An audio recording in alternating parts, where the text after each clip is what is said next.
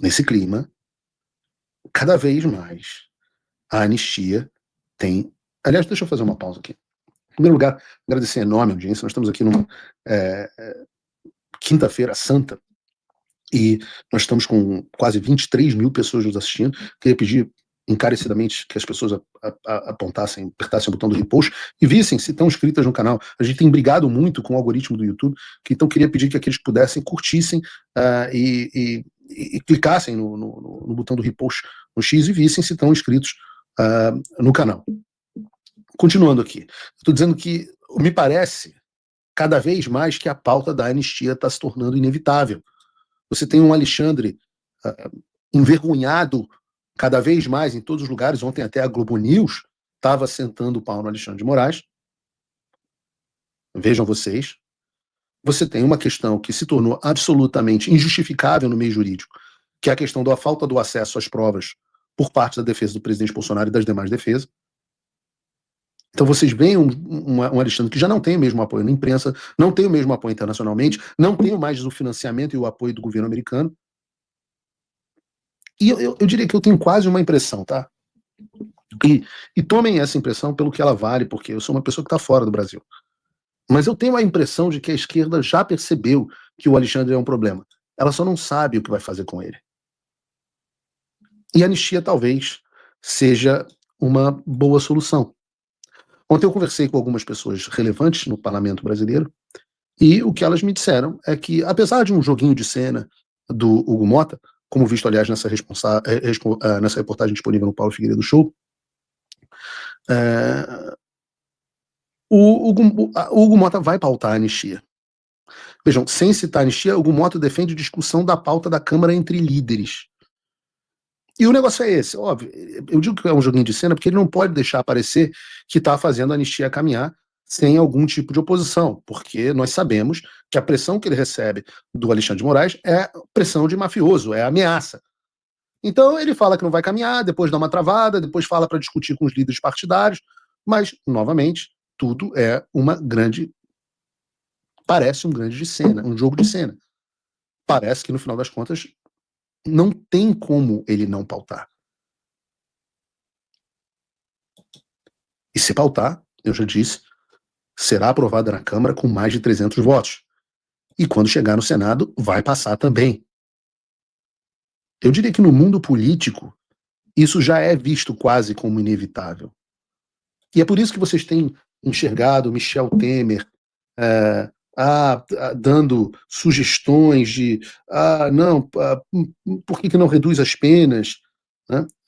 Existe própria uma discussão que já é vista com bons olhos de uma anistia que não envolveria o presidente Bolsonaro. E vocês pensam que coisa inoportuna, né? Deixar o presidente Bolsonaro fora da anistia. Aí vocês olham, nesse momento, tá lá o coitado do presidente Bolsonaro, fragilizado, no hospital, se recuperando da facada do militante de esquerda. E o Supremo Tribunal fazendo esse julgamento que até a The Economist diz que é uma piada. E aí você vai tirar ele do projeto da anistia? Eu digo para vocês, visualmente é muito ruim. É muito difícil ser aceito isso pela opinião pública. Então, eu diria que é quase impossível sustentar isso. O resumo da ópera é que a anistia vai caminhar. E está caminhando a todo vapor. Me parece que o Mota vai fazer essa graça, esse mise-en-scène, né? Talvez haja uma tentativa de negociação, mas me parece, como eu disse, que esse navio está zarpando.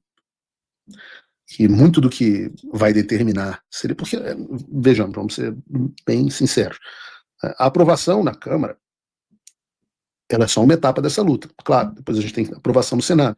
Também não vai ser fácil, mas deve ser aprovado. O presidente Lula vai vetar, vai voltar para o Congresso. Vai ter mais ameaça, vai ter mais pressão, mas eu acredito que vai acabar passando. Certamente alguém vai questionar a legalidade no Supremo Tribunal Federal, a constitucionalidade. E o Supremo Tribunal Federal vai ter que poder dizer se a lei da anistia vale ou não. E no cenário atual, é possível que eles ainda digam que não vale e anulem todo o trabalho do Congresso na tentativa de consolidar o poder. O que pode frear isso? É aí que entra uma sanção.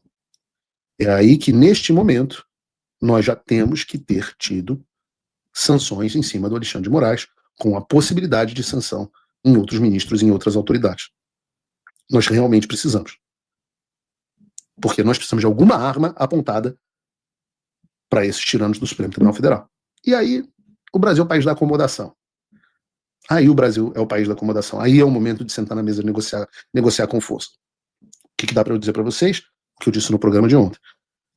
E ontem, inclusive, eu tive mais uma ligação, e a ligação diz, olha, nós estamos indo muito bem. O processo legal está sendo seguido, mas nós estamos indo muito bem. Eu só tenho tido boas notícias, graças a Deus. E normalmente eu tenho mais notícias ao longo do processo. Né? Nunca você consegue conquistar nada assim, linearmente. Para a gente chegar ao ponto que nós estamos, e às vezes eu falo para as pessoas assim, outro dia eu estava conversando no meu grupo de patronos, e houve uma reunião muito importante na Casa Branca na semana passada, e eu mandei para o meu grupo de patronos assim, poxa, eu queria pedir a oração de vocês, tem uma reunião muito importante hoje acontecendo na Casa Branca, eu preciso que vocês orem para que as coisas continuem caminhando na direção que a gente quer. E aí uma patrona, uma pessoa muito querida, falou assim, poxa, Paulo, então quer dizer que tem chance aí de não acontecer as sanções, né? A gente está falando das sanções contra o Alexandre. E aí eu botei a mão na minha cabeça e falei assim, como assim tem chance de não acontecer? O estado normal é não acontecer. O que é absolutamente incrível é que nós estejamos tão perto de acontecer, que nós temos uma possibilidade tão grande que aconteça. Que nós tenhamos hoje uma minuta pronta de sanção contra o Alexandre de Moraes, colocada dentro da Casa Branca, já discutida e aprovada por vários dos departamentos e seguindo seu curso legal.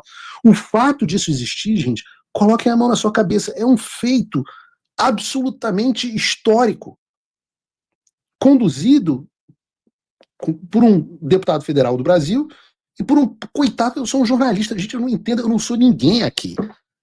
Eu não sou absolutamente ninguém aqui, eu sou um coitado, um imigrante.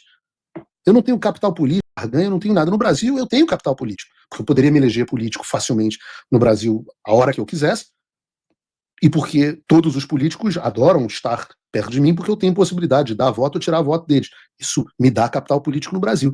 Nos Estados Unidos eu não tenho capital político nenhum. Então, o fato de nós termos chegado onde nós chegamos é um milagre. Não tem nada a ver com Paulo Figueiredo ou nem mesmo com Eduardo Bolsonaro. Tem a ver com a providência divina. Quem faz as coisas acontecerem é Deus. A gente simplesmente trabalha e faz o melhor que pode, pede, fala, pô, Deus ajuda. E ele ajuda, e ele tem ajudado. Então, nós temos que ter a oração. Eu peço que vocês continuem nas orações de vocês. Porque tem zilhões de coisas que podem dar errado. E várias dão.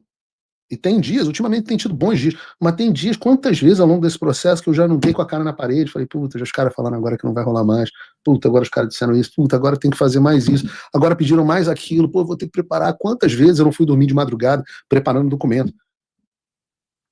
Então contem com a providência divina, o que eu posso dizer é que a gente está indo muito bem. Pois bem, eu quero falar sobre o Lula recebendo a mulher do ex-presidente do Peru, mas antes eu quero pedir o seu apoio. Você pode apoiar o meu trabalho e é muito importante que você o faça. É fundamental que você o faça. O Paulo Figueiredo Show aqui com as suas mais de 23 mil pessoas assistindo agora só é possível através de você. Tudo que eu faço é possível através de você. Tem duas formas de você apoiar o meu trabalho. Um plano baratinho, que é pouco mais de $5 por mês, mas de acordo com a condição de cada um, não tem problema. Pouco mais de $5 por mês, exceto se você estiver passando necessidade, é um valor que dá para você pagar, praticamente uma caixa de ovo. Você entra em www.paulofigueiredoshow.com/apoie e usa o cupom de desconto que está aqui na descrição, que você pagará pouco mais de $5 por mês, ou até menos no plano anual, dá menos de $5 por mês no plano anual. Ou, se você tiver uma condição um pouco melhor, eu o convido a participar dos meus Patrono Gold, que são um grupo mais seleto, de pessoas que contribuem ou $50 por mês ou $500 por ano, e elas têm um peso maior para garantir que o meu trabalho continue.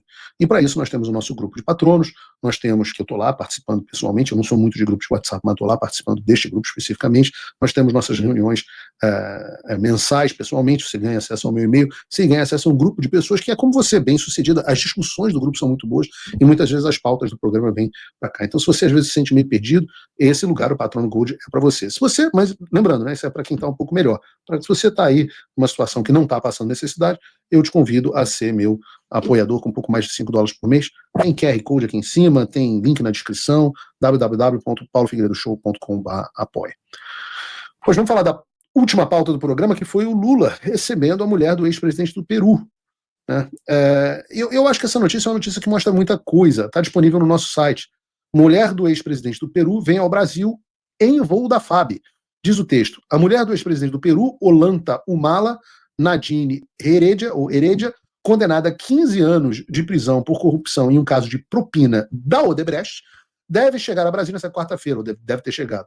A aeronave, babá. O ex-presidente Luiz Inácio Lula da Silva concedeu asilo à Heredia ainda na terça-feira, 15 horas, não, perdão, ainda na terça-feira 15, horas depois da divulgação da sentença da Justiça do Peru, que condenou a ex-primeira-dama e Humala a 15 anos de prisão. A presidente do Peru, Dina Boluarte, concedeu um salvo-conduto para que Heredia pudesse deixar a embaixada e viajar ao Brasil. O Ministério das Relações Exteriores do Peru confirmou a decisão, assim como a defesa do seu marido, o ex-presidente Ollanta Humala, que está preso. Então, o Lula está ajudando uma pessoa condenada a 15 anos de prisão por corrupção em um caso de propina da Odebrecht. Porque eu acho que ele conhece bem essa sensação. Porém, além do óbvio, o que a gente pode tirar dessa notícia? Bom, e isso é interessante porque ontem eu, mais uma vez, estive no programa do Matt Gaetz, na rede de televisão americana One American News, para comentar exatamente sobre esse assunto, o que mostra o quão grande está sendo a repercussão desse vexame. E eu lá comentei que o interessante nessa história para mim é que ela é um pouco... ela expõe, de certa forma, como o PT financiava as esquerdas na América Latina inteira. E eu tento explicar para os americanos o fato de que o Brasil é absolutamente fundamental para a sobrevivência das esquerdas na América Latina. Né? A gente, obviamente, está preocupado só com o Brasil, não deveria, mas uma vez que o Brasil que a esquerda no Brasil se enfraqueça, as esquerdas na América Latina inteira se enfraquecem. E o esquema, eu digo isso, que o esquema do Odebrecht era isso. Os caras faziam um contrato com o Odebrecht, muitas vezes com financiamento do BNDES, ou seja, com o nosso dinheiro de pagador de imposto brasileiro, e isso era uma forma de financiar a campanha em tudo quanto é país da nossa região. Isso é um negócio amplamente documentado. Se nós formos pegar o casal de marqueteiros do PT, o João Santana e a Mônica Moura, a gente vai ver, por exemplo, que eles trabalharam na campanha da Cristina Kirchner na Argentina em 2011, na campanha do Hugo Chávez na Venezuela em 2012, nas duas campanhas do Danilo Medina na República Dominicana em 2012 e 2016, e por aí vai. Se você for ver o depoimento, a Mônica Moura, volto a dizer, né, marqueteira, casada com o João Santana, lá, marqueteira do PT, ela chegou a afirmar que a campanha do Danilo Medina, da República Dominicana, foi financiada parcialmente com recursos não contabilizados enviados pela Odebrecht. As ordens vinham do Brasil, mas os pagamentos ocorriam na Suíça, segundo ela. Ou seja, o PT mandava a Odebrecht pagar a campanha de esquerdista no Caribe, com dinheiro na Suíça. O João Santana colabora com a versão. Ele afirmou, abre aspas, a decisão de usar dinheiro de Caixa 2 para campanhas internacionais era a prática comum, não apenas uma escolha política, era a forma como as campanhas funcionavam nos bastidores. Virou regra na América Latina que a esquerda financiasse as campanhas com dinheiro do Brasil, recursos da Odebrecht. E eu tento explicar isso para os americanos, mas é difícil fazer eles entenderem que o Brasil é hoje um problema muito maior que Cuba. Aos poucos, a partir dos eventos como esse da esposa do ex-presidente do Peru, essas coisas vão ficando mais claras. Eu fico realmente feliz que esse assunto tenha sido pauta na televisão americana e que tenham me chamado para comentar, porque já mostra uma mudança de pensamento considerável. Mas expor o tamanho do esquema que se tornou o Brasil ainda é muito difícil. Nós somos um câncer com a esquerda para a América Latina. Mas eu acho que há uma saída. Na verdade, há várias saídas. Por exemplo, no Rio a saída é o Galeão. Né? A saída em São Paulo é Guarulhos. Né? Então, porque você pode, né? Eu falo que a gente está brigando aqui para tentar consertar o Brasil, eu digo, mas a gente está brigando para tentar restabelecer a liberdade de expressão do Brasil. No fundo, a gente precisa de muitos patriotas, inclusive fora do Brasil, fazendo o que os judeus fazem por Israel, trabalhando pelo seu país. E você pode sair do Brasil e prosperar, por exemplo, nos Estados Unidos, ou prosperar em Portugal, ou prosperar na Itália. O que você precisa para isso? De um visto. E foi por isso que a doutora Ludmila Lins Grilo e eu criamos a Imigrex, que é o nosso escritório de imigração para ajudar brasileiros como você a realizar esse sonho, de poder continuar ajudando o Brasil fora do Brasil. Você criar a sua família em segurança, empreender com liberdade, você usufruir do seu dinheiro de uma vida melhor.